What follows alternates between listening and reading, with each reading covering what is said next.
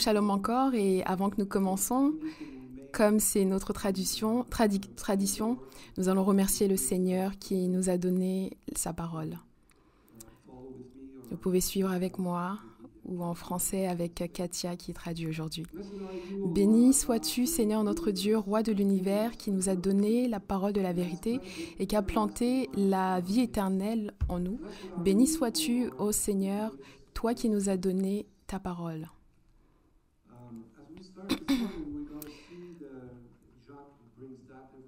Aujourd'hui, dans notre message, on va suivre un petit peu la direction que Jack donne habituellement et on va voir, on va étudier un texte dans le livre de Genèse qui parle de Dieu au commencement et qui parle de Dieu avec nous tous les croyants. J'ai intitulé le message « Le Dieu humble ». C'est un titre un peu surprenant, n'est-ce pas? Parce que quand on pense à Dieu, on a souvent tendance à avoir une fausse image de Dieu à cause de notre passé, de la manière dont nous comprenons les choses, de nos expériences. On a des attentes, on a un passé qui influence notre compréhension. Et quand on pense à Dieu, on a souvent tendance à penser à quelqu'un qui est très loin de nous, ce qui n'est pas le cas. Quelqu'un qui est la puissance, la gloire, des miracles et des guérisons spectaculaires, des mystères, on pense à tout ça. Et c'est assez facile pour nous d'oublier que Dieu est dans notre vie de chaque jour et dans notre quotidien de chaque jour, il nous enseigne des choses. En fait, il n'est jamais loin, il est toujours à côté, il est là pour nous. Il est toujours là pour nous et on peut faire appel à lui. Et quand on pense à Dieu, on sait que Dieu est un esprit, le créateur de la vie, des jours. Vous savez, c'est pas écrit dans la Bible, mais j'imagine des fois des jours, je suis là, je contemple, je pense qu'il a fait toutes choses et tout est parfait. Et pour nous, vous savez, les êtres humains, lorsqu'on travaille, on aspire à ce que un jour on puisse prendre notre retraite et on pense qu'un jour on n'aura plus de boss, on sera plus soumis à un patron, on pourra faire tout ce qu'on veut, etc. Mais laissez-moi vous dire que je suis un jeune retraité depuis janvier et ça se passe pas du tout comme je l'imagine. J'imagine encore toujours qu'un jour je pourrai ne rien faire. Et particulièrement si on veut servir le Seigneur a toujours des choses auxquelles il nous appelle. On ne sait pas exactement, mais habituellement, on pense comme ça. Hein? Et à la fin de notre vie, plus on vieillit, on a des plans. Mais ça, ce n'est pas les plans de Dieu. On pense que tout est bon, tout est parfait. Dieu est parfait, il n'a pas besoin de prendre de retraite parce qu'il est parfait. Et tout ça, c'est pas les plans de Dieu. Et rien ne peut s'opposer aux plans de Dieu. Parce que Dieu peut faire exactement, il fait exactement ce qu'il veut. Et qu'est-ce qu'il veut, le Dieu? Qu'est-ce que Dieu veut par-dessus tout? C'est l'amour. Parce que Dieu est l'amour. Et lui étant l'amour, et il ne veut pas garder cet amour pour lui-même. Il n'est pas égoïste. Et parce que Dieu est parfait, il veut partager cet amour avec nous. Vous savez, Dieu étant parfait, d'une manière, on se dit, avec notre logique humaine, on se dit qu'il doit être humble. Et Dieu étant parfait, il a dû s'humilier, il a dû être humble. Et s'il est humble, il est parfaitement humble. Et chaque aspect de Dieu est parfait. Et même l'humilité qu'on retrouve dans la Trinité, quand on lit dans l'Ancien Testament, dans Genèse au verset 1 et vers la fin, et aussi dans le livre des Actes, à travers tous les livres de la Bible, on parle toujours du Père et du Fils, et dans le Nouveau Testament. Et il a eu cette humilité en lui de pouvoir manifester son amour. Et Dieu, il est humble et Dieu est parfait. Et l'humilité est une manifestation de l'amour parce que Dieu est amour. Et avant que je continue, permettez-moi de citer notre pasteur bien-aimé, le pasteur Jacques, qui, lors d'une de ses études du mois de janvier, a dit que l'amour est ce lien qui unit, ce lien qu'on retrouve dans la triunité de Dieu, qui est reflété dans la gloire de Dieu. Parce que l'amour devient ce lien de la triunité de Dieu qui se reflète dans sa gloire, parce que l'amour exige un partage et une participation au sein de cette unité. Et comme nous le dit la Bible, c'est quelque chose auquel nous, les croyants, nous sommes encouragés à partager l'amour, à nous aimer les uns et les autres. Ok, avant que nous parlons de Jésus, la Bible, Jésus dit dans Matthieu 11, 28, il parle de lui-même. Et il parle souvent du Père, de ce qui va arriver. Et il dit dans Matthieu 11, verset 28, « Car je suis doux et humble de cœur, et vous trouverez du repos pour vos âmes. Car mon joug est doux et mon fardeau est léger. »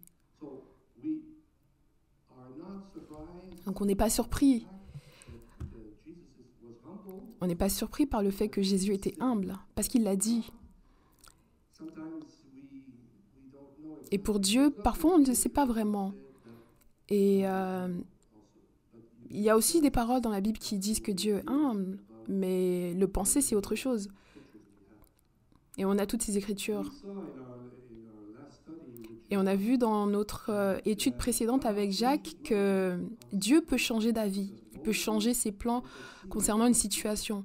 Et on l'a vu que Moïse a prié pour le peuple et Dieu a changé ses plans. Ça veut dire que Dieu, dans sa grâce, dans son omniscience, dans sa toute-puissance, il a intégré la possibilité que si quelqu'un prie, intercède, la prière de cette personne peut toucher son cœur et il peut changer ses plans. Et bien sûr, s'il change ses plans, c'est pour le meilleur, c'est pour de bonnes choses. Ce serait pour nous bénir encore. Non pas pour apporter un jugement. Et on a des exemples comme ça dans la Bible. Par exemple, pour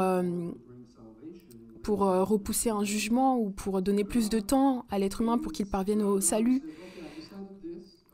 Et Dieu, c'est pas un Dieu qui dit « Bon, bah ça y est, j'ai décidé ça et je ne changerai pas ma pensée. » Parce qu'il est un Dieu de grâce et il est amour et il veut partager un petit peu de sa gloire avec nous. Il peut changer d'avis. Et s'il change d'avis, c'est toujours pour notre bien.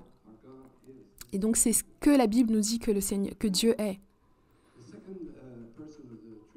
Maintenant, la deuxième personne de la Trinité, c'est Jésus, Yeshua. Et comme on le voit dans le texte qui est affiché sur le slide, Paul dit dans 1 Timothée chapitre 6, versets 15 à 16, et on aurait pu citer d'autres écritures aussi, mais on va regarder celui-ci, qui dit « Notre Seigneur Jésus-Christ ».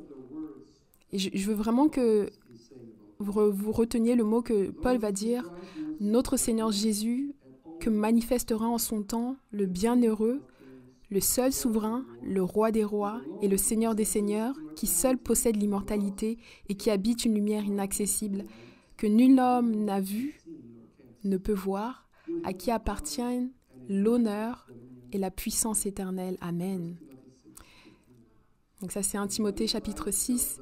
Et on a aussi un autre texte de Colossiens, dans Colossiens chapitre 2, verset 9, qui dit « Car en lui habite corporellement toute la plénitude de la divinité. » Donc quand Jésus était sur terre, il n'était pas comme un grand sage, il était Dieu lui-même.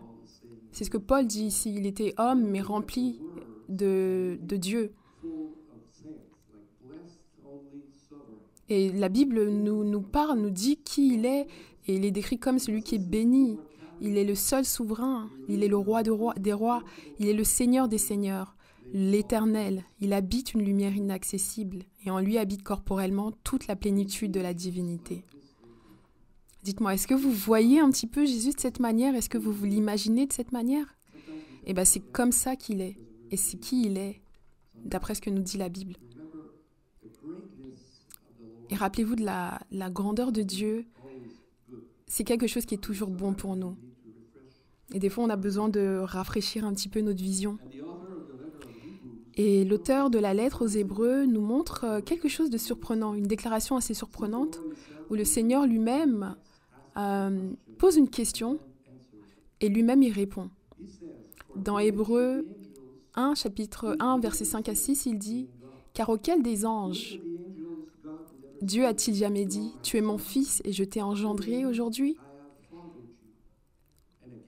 Et encore, « Je serai pour lui un père et il sera pour moi un fils. » Et lorsqu'il l'introduit de nouveau dans le monde, le premier-né, il dit que tous les anges de Dieu l'adorent. Donc ça, c'est Hébreux chapitre 1, versets 5 à 6. Et c'est aussi, on le retrouve également dans le psaume 2, qui est un très grand, un psaume qui est très intéressant, avec beaucoup de prophéties. Et le texte dit que les anges de Dieu vont l'adorer. Et ils l'ont adoré lors de la naissance de Jésus. Et on voit ça dans Luc chapitre 2, versets 12 à 13. Lorsque Dieu a déclaré ça, et après, les anges l'ont adoré. Et si on prend le texte, et en fait, tout ça, en fait, c'est pour... Dieu l'avait mentionné pour que ça soit un signe. Et il est dit dans le texte, « Et voici à quel signe vous le reconnaîtrez, et vous trouverez un enfant emmailloté et couché dans une crèche. » Et soudain, il se réjouit Et soudain, il se joignit à l'ange, une multitude de l'armée céleste, louant Dieu et disant « Gloire à Dieu dans les cieux très hauts et la paix sur la terre parmi les hommes qu'il a agréés. » Jésus lui-même, il a confirmé plus tard lorsqu'il dit « Et maintenant, toi, Père, glorifie-toi auprès de moi de la gloire que j'avais auprès de toi quand le monde fut. » Donc ça, on le retrouve dans Jean, chapitre 17, verset 5.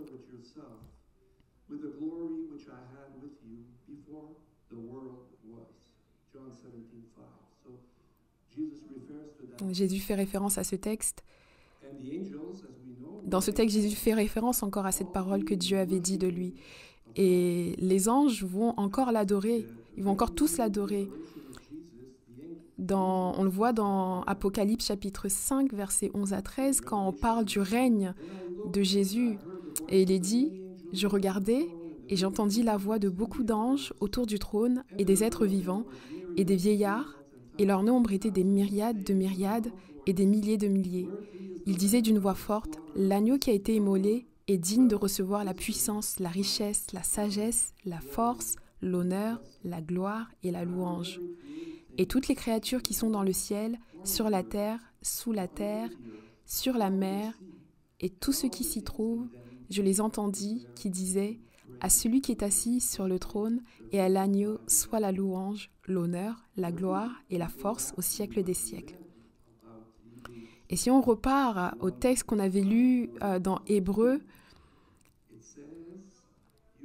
qui dit « Tu es mon fils, aujourd'hui je t'ai engendré ». Quand je regardais ce texte, j'étais un peu surpris.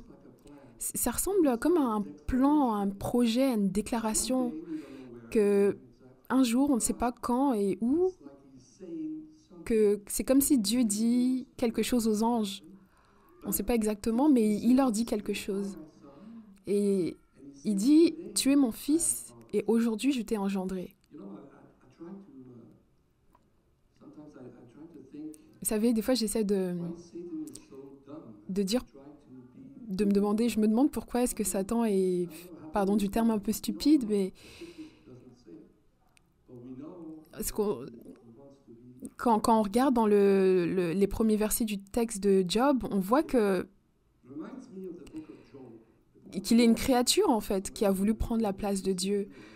Et dans les premiers versets du livre de Job, comme je disais,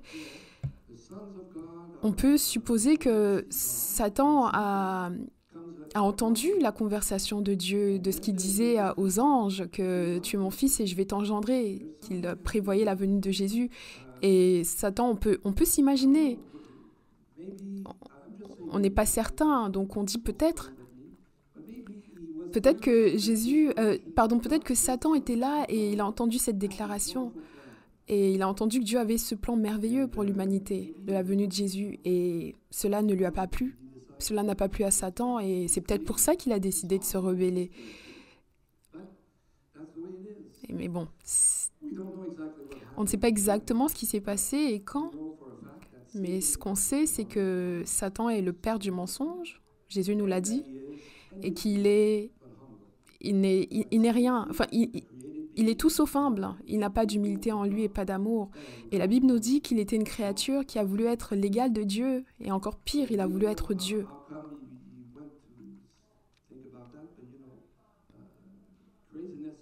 Vous savez, on ne sait pas ce qu'il a pensé, le diable, mais bon. Des fois, on ne comprend pas des pensées de folie qui peuvent passer dans la tête de quelqu'un. Donc, comme je l'ai dit précédemment, on ne sait pas exactement ce qui s'est passé, donc on va s'arrêter là et on va surtout se rappeler de ce que Paul dit dans 1 Corinthiens chapitre 4 qui dit « Afin que vous appreniez en nos personnes à ne pas aller au-delà de ce qui est écrit et que nul de vous ne conçoive de l'orgueil en faveur de l'un contre l'autre. » En d'autres termes, Paul nous dit de rester humble et de ne pas interpréter ou aller au-delà de ce qui n'est pas écrit dans la Bible. Et on va reprendre, en reprenant notre texte, on peut se demander, quand Dieu dit « je t'ai engendré aujourd'hui », pourquoi est-ce que Dieu dit « aujourd'hui » ? Pourquoi est-ce que Dieu a déclaré, a utilisé ce terme « aujourd'hui » ? Et dans ce texte, Dieu pose une question qu'on retrouve aussi dans le psaume 2. Et Dieu dit « Auquel des anges Dieu a-t-il dit ?» Et l'auteur des Hébreux, l'auteur de l'Épître aux Hébreux commence par dire que Dieu n'a jamais dit ça à aucun ange. Il a dit ça au Fils, en lui disant « Je t'ai engendré aujourd'hui ». Donc ça montre que ça s'est passé à un moment et c'est quelque chose d'important. Et on a vu les conséquences de ça, les conséquences qui sont positives. Dans Hébreux chapitre 7, versets 23-26, il nous est dit « De plus, il y a eu des sacrificateurs en grand nombre, parce que la mort les empêchait d'être permanents. C'est aussi pour cela qu'il peut sauver, donc Jésus peut sauver parfaitement ceux qui s'approchent de Dieu par lui, étant toujours vivant pour intercéder en leur faveur. Il nous convenait en effet d'avoir un souverain sacrificateur comme lui, saint, innocent, sans tache, séparé des pécheurs, et plus élevé que les cieux. » Et si on voit encore un autre aspect de l'humilité de Jésus, lorsque, par exemple, quand il lavait les pieds de ses disciples,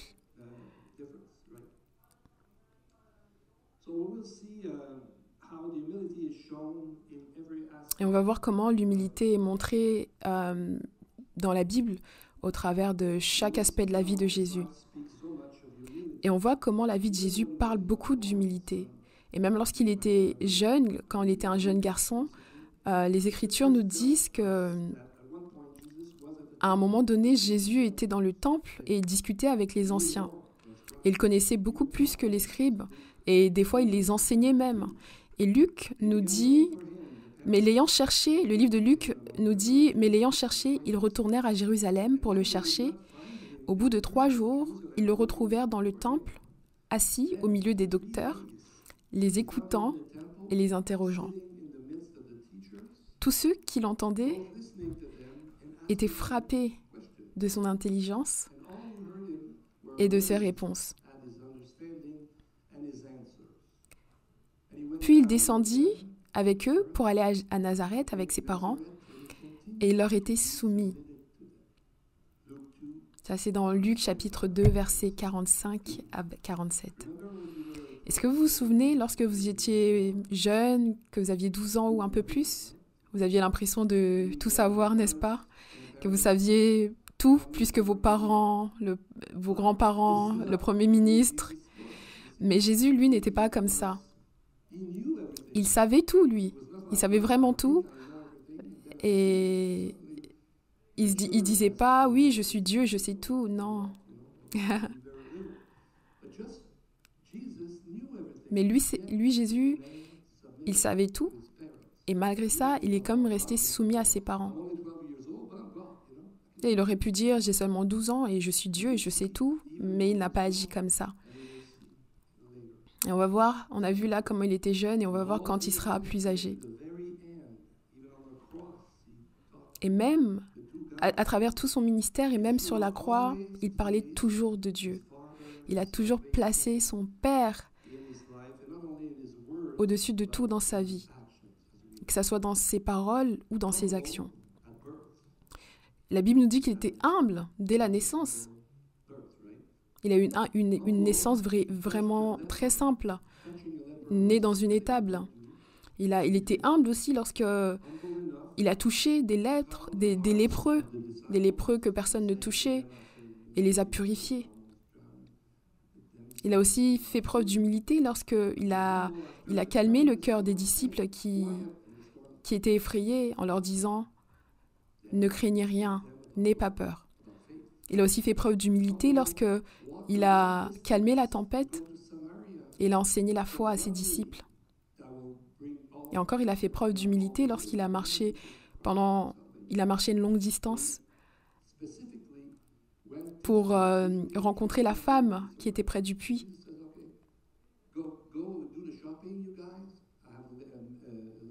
Et il était avec ses disciples, mais il a envoyé ses disciples faire quelques courses et il est resté parler avec cette femme, la femme samaritaine, la femme près du puits. Il était aussi humble, dans le sens qu'il n'avait pas de maison, il n'avait pas de possession, pas de compte bancaire, rien. Il était humble lorsqu'il a aimé, il était humble lorsqu'il a été haï. Et il nous a donné ce commandement d'aimer nos ennemis. Et seulement le Saint-Esprit peut faire ça en nous. On peut faire ça uniquement à travers le Saint-Esprit. Il a aussi été humble en face des autorités qui étaient hostiles à son égard. Il a été humble lorsqu'il a répondu, lorsqu'il enseignait, lorsqu'il suppliait les gens de reconsidérer leur position. Et il a toujours été humble. Et il a toujours fait référence au Père. Toujours.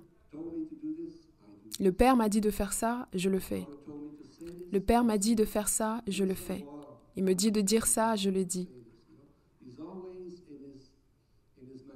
Dans sa manifestation, il est toujours sous l'autorité de Dieu. Et ça, c'est un très bel exemple pour nous. Et dans Jean chapitre 5, versets 30 à 31, le texte nous dit « Je ne puis rien faire de moi-même.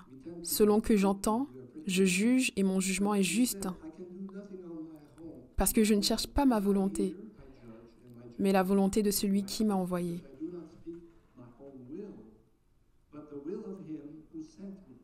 Si c'est moi qui rends témoignage de moi-même, mon témoignage n'est pas vrai.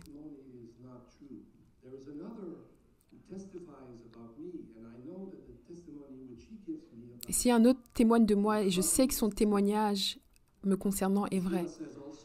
Yeshua dit aussi dans le texte de Jean chapitre 15 verset 5, « Je ne peux rien faire de moi-même.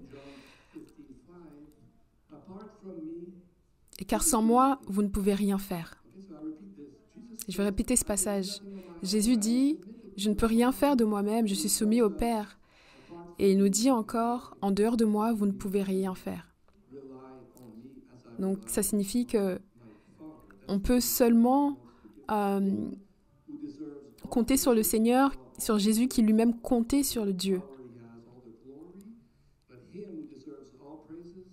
Et là, on voit que Jésus, qui méritait toute la gloire, il disait de lui-même qu'il ne pouvait rien faire de lui-même, et il faisait toujours référence à Dieu. Et ça, c'est aussi un rappel pour nous qu'on doit être soumis à Dieu, à l'autorité de Dieu. Il dit encore, « Parce que je vous ai fait connaître tout ce que j'ai appris de mon Père. » Et on retrouve ce passage dans le livre de Jean, chapitre 15, verset 15. Et encore dans Jean chapitre 14, versets 13 à 14, il est dit « Et tout ce que vous demanderez en mon nom, je le ferai, afin que le Père soit glorifié dans le Fils. » Et vous voyez bien, ici il dit « Afin que le Père soit glorifié dans le Fils. » Et en fait, l'objectif de Dieu, de Jésus, est que nous soyons aussi participants à cette humilité. Il nous inclut dans ce plan d'humilité. Il dit « Tout ce que le Père me donne viendront à moi, et je ne mettrai pas dehors celui qui vient à moi. Car je suis descendu du ciel pour faire non ma volonté, mais la volonté de celui qui m'a envoyé. Or, la volonté de celui qui m'a envoyé, c'est que je ne perde rien de ce qu'il m'a été donné, de ce qui m'a été donné, mais que je le ressuscite au dernier jour. La volonté de mon Père, c'est que quiconque voit le Fils et croit en lui ait la vie éternelle, et je le ressusciterai au dernier jour. »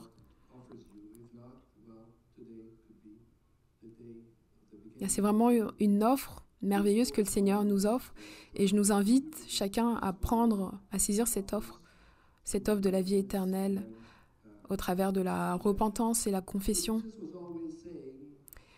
Et Jésus disait toujours « Je le ferai parce que je veux rendre gloire à mon Père. » En fait, il mettait toujours le Père en avant.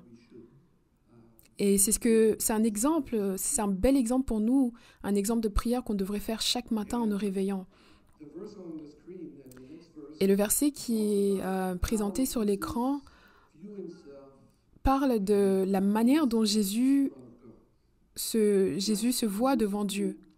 Et il est dit, Christ Jésus-Christ, lequel existant en forme de Dieu, n'a point regardé comme une proie à arracher d'être égal avec Dieu, mais s'est dépouillé lui-même en prenant une forme de serviteur, en devenant semblable aux hommes et ayant paru comme un simple homme. Et là, on voit encore ce texte, je vais pointer ce passage où le texte dit « Il n'a point regardé comme une proie à arracher d'être égal avec Dieu. »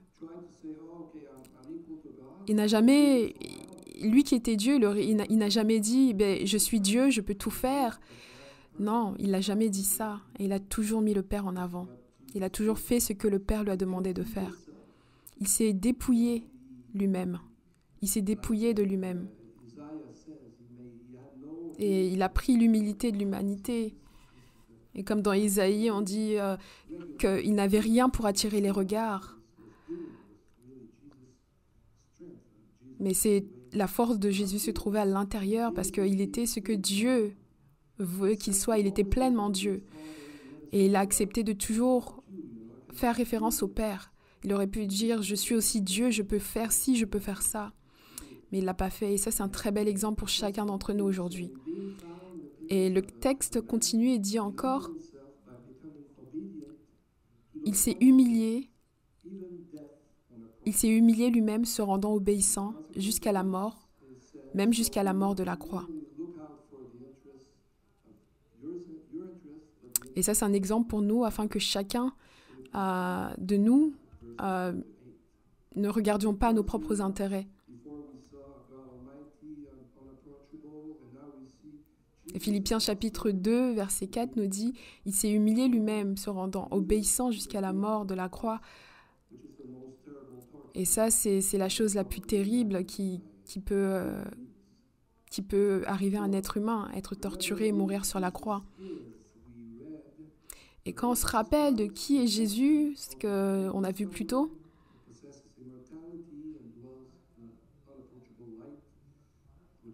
il est l'immortel, celui qui demeure dans cette lumière et que personne n'a vu et ne peut voir.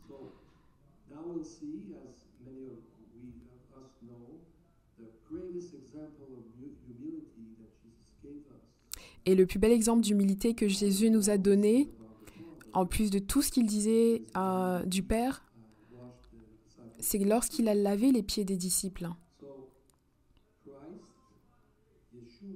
Donc Jésus, qui est loin de Dieu lui-même, il a fait ça. Il a lavé les pieds de ses disciples. Et avant la fête Le livre de Jean chapitre 13 nous dit, avant la fête de la Pâque, Jésus, sachant que son heure était venue de passer de ce monde au Père, et ayant aimé les siens qui étaient dans le monde, mit le comble à son amour pour eux. Jésus, qui savait que le Père avait remis toutes choses entre ses mains, qu'il était venu de Dieu et qu'il s'en allait à Dieu, se leva de table, ôta ses vêtements, prit un linge dont il se ceignit, ensuite il versa de l'eau dans un bassin, il se mit à laver les pieds de ses disciples et à les essuyer avec le linge dont il était saint.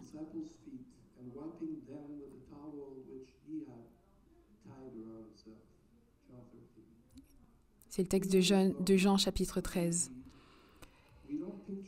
Et on a tous ces moments où on imagine tous la scène où cette personne, où Jésus se trouve là avec ses disciples à la Pâque. Et personne ne se lave les pieds. Et Jésus a commencé à laver les pieds de ses disciples. Et Dieu a permis cela pour nous donner un bel exemple. Et imaginez des hommes qui ont travaillé dans le sable, sur des sites de construction et qui avaient les pieds tout sales.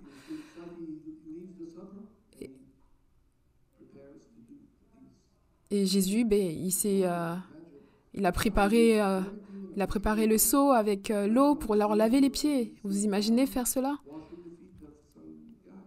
Laver les pieds de gens qui ont travaillé dans des sentiers.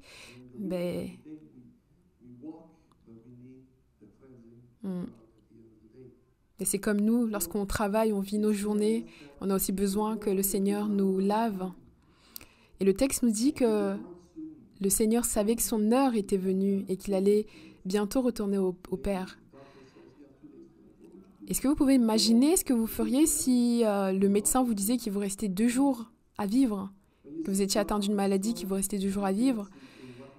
Imaginez-vous aller utiliser ces 2 journées qui vous restent pour aller laver les pieds de certaines personnes. Et pourquoi est-ce que Jésus a fait tout cela? Parce qu'il est amour. Et il souhaite que le plus de monde possible puisse accepter son offre du salut. Et on a un résumé de tout cela dans le livre de Jean chapitre 17 qui dit « Je leur ai fait connaître ton nom et je leur ferai connaître afin que l'amour dont tu m'as aimé soit en eux et que je sois en eux. »